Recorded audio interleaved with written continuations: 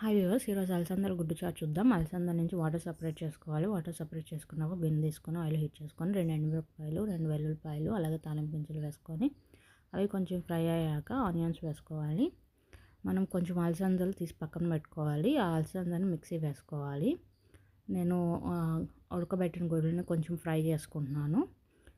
చూడండి, మిక్సీ పెట్టాను. ఆ పేస్ట్ని మనం ఇందాక తీసుకున్న వాటర్లో కలుపుకోవాలి.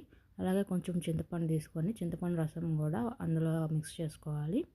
మనకు పులుపు సరిపడా కొంచెం వాటర్ యాడ్ చేసుకోవాలి. వాటర్ యాడ్ చేసుకున్నాక ఆనియన్స్ వేగాక మనం కొంచెం అల్లం వెల్లుల్లి పేస్ట్ వేసుకోవాలి. అది కొంచెం ఫ్రై అయ్యాక ఆ టమాటా అలాగే పచ్చిమిర్చి వేసుకోవాలి.